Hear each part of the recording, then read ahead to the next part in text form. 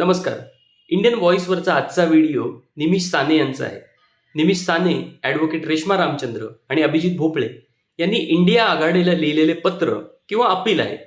संकल्पना निर्मिती या सर्वाचे श्रेय त्यांचेच आहे. त्यांच्या प्रयत्नांना समर्थन म्हणून आम्ही इंडियन व्हॉईसवर हा शेअर करत आहोत. जरूर बघा.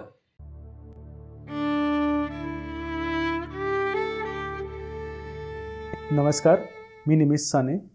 मी आणि माझे मित्र ॲडव्होकेट रेश्मा रामचंद्र आणि अभिजित भोपळे यांनी लिहिलेलं एक पत्र कदाचित तुमच्यापर्यंत पोचलं असेल.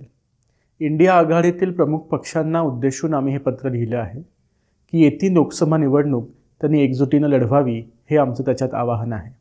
ते पत्र आणि त्यातल्या आमच्या सूचना याविषयी बोलण्याकरता आम्ही आज हा व्हिडिओ करतो आहोत. आपल्या सगळ्यांना माहितीच आहे की सध्या लोकशाही मूल्यांची पायमल्ली आपल्या देशात कशा प्रकारे होते आहे. लोकशाही मूल्यांची पायमल्ली करण्याचं तंत्र हे लोकशाही फ्रस्ट्रेट करण्याचं तंत्र आहे. उदाहरणार्थ महाराष्ट्रात आपण सगळ्यांनी पाहिलं की एका पक्षाचे आमदार पळवायचे, मग निवडणूक आयोगाने त्याच पक्षाला अधिकृत दर्जा द्यायचा, मग सुप्रीम कोर्टाने ते सगळं बेकायदेशीर ठरवायचं, त्या निर्णयाचा विधानसभा अध्यक्षांनी तिसराच अर्थ काढून एक निर्णय द्यायचा, मग त्याविरोधात मूळ राजकीय पक्ष पुन्हा सुप्रीम कोर्टात जाणार आणि हे सगळं दळण एका राजकीय पक्षाबद्दल दळून झालेलं असताना निवडणूक आयोग दुसऱ्या राजकीय पक्षाबद्दल पुन्हा तीच ओढणार.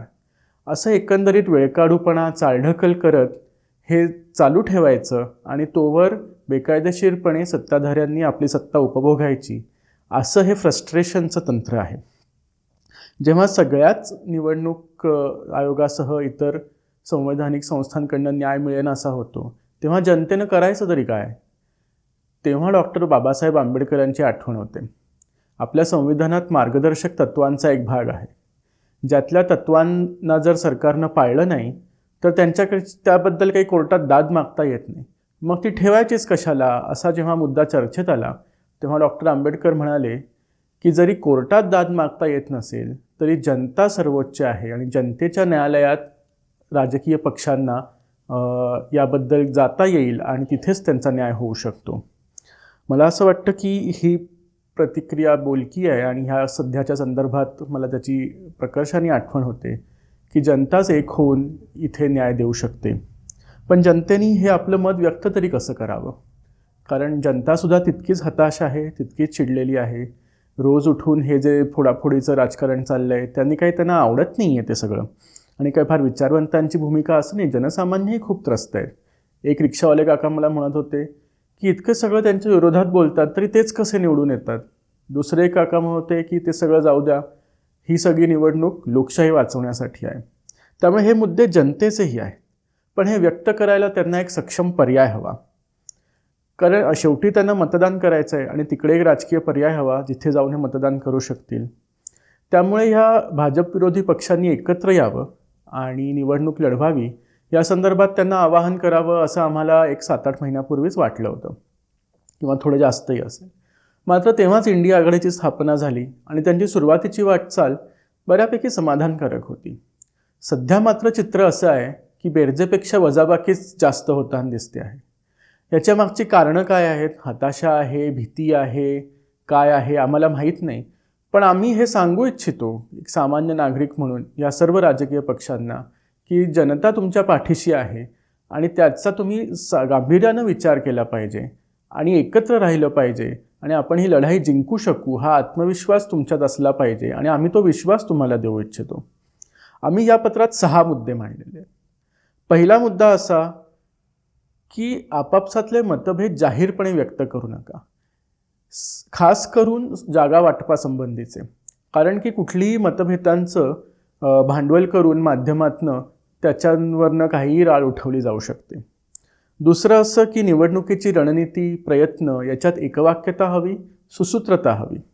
आमची अशी मागणी आहे की संपूर्ण इंडिया आघाडीचा एकच संयुक्त जाहीरनामा असावा. राज्यांविषयी काही विशिष्ट मुद्दे असतील तर ते त्याच्यात घालता येतील, पण जाहीरनामा एकच असावा. तिसरं असं की एक सुकाणू समिती असावी ज्यात 3 नागरी समाजातले सदस्य असावेत जे मध्यस्थी करू शकतील राजकीय पक्षांना आणि ह्या आघाडीला एकत्र बांधून ठेवू शकतील. चौथं असं की जागा वाटपाची बोलणी एका मर्यादित मुदतीत पूर्ण करा, बंद दरवाजा आड पूर्ण करा आणि हे करताना त्या ठिकाणच्या उमेदवाराची जिंकण्याची क्षमता लक्षात घ्या. जागा वाटपासंदर्भात किंवा सुकाणू समितीच्या संदर्भात विविध समाज घटकांना न्याय्यस्थान कसं मिळेल हे मात्र जरूर पहा. याकरता काही तडजोडी कराव्याच लागतील आणि ज्या तडजोडी कराव्या लागतील तिथे स्थानिक नेत्यांना समजावण्याचं काम राष्ट्रीय पातळीवरच्या नेत्यांचं आहे. 5वी मागणी अशी की प्रत्येक मतदारसंघात समन्वयाकरता एक संपर्क असावा, जेणेकरून ज्या कोणाला इंडिया आघाडीला मदत करायची आहे त्यांना माहीत असावं की ही व्यक्ती हा आपला संपर्क आहे. 6वा आणि महत्त्वाचा मुद्दा असा आहे की जर स्थिर विश्वासार्ह पर्याय म्हणून तुमच्याकडे लोकांनी पाहावं की बाबा ह्यांना निवडून दिलं तर एक स्थिर सरकार देऊ शकतील असं तुम्हाला वाटत असेल तर आत्ता निवडणुकीपूर्वीही एक शिस्तबद्ध आणि एकत्र आलेली आघाडी म्हणून लोकांना तुम्ही दिसणं गरजेचं आहे. हे दिसण्यासाठी प्रयत्न व्हायला पाहिजेत. आम्हाला असं वाटतं की आपण ह्या मुद्द्यांची दखल घ्याल आणि योग्य ती कारवाई यापुढे कराल. पुण्यात हल्लीच निर्भय बनोच्या टीमवर झालेला हल्ला आणि त्या संदर्भातला घटनाक्रम आपल्या सगळ्यांनाच माहीत आहे. यातली दिलासा देणारी बाब मात्र एवढी की हा हल्ला होत असताना महाविकास आघाडीच्या घटक पक्षातले सदस्य, मग शिवसेना असो, राष्ट्रवादी काँग्रेस असो, काँग्रेस असो, वंचित बहुजन आघाडी असो, त्यांचे कार्यकर्ते एक दिलानं हल्लेखोरांना सामोरे गेले. त्यांनी त्यांच्या प्राणांची पर्वा केली नाही. त्यांच्यात समन्वय होता. कार्यकर्त्यांमध्ये एकदिली आहे, समन्वय आहे. लोक तुमच्याबरोबर आहेत. लोक एकत्र येऊन तुम्हाला जिंकवायला तयार आहेत. लोकशाही वाचवण्यासाठी लोक प्राणांची पर्वा करत नाही आहेत. असं असताना आता नेत्यांनी एकत्र यायला पाहिजे, आपापला अहंकार सोडायला पाहिजे आणि एक आली गेली सगळी मरगळ झटकून दुणावल्या उत्साहानं इंडिया आघाडी म्हणून एकत्रितपणे या निवडणुका लढल्या पाहिजेत अशी आमची विनंती आहे.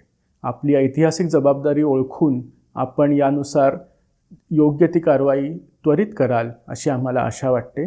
जय हिंद, जय महाराष्ट्र. धन्यवाद.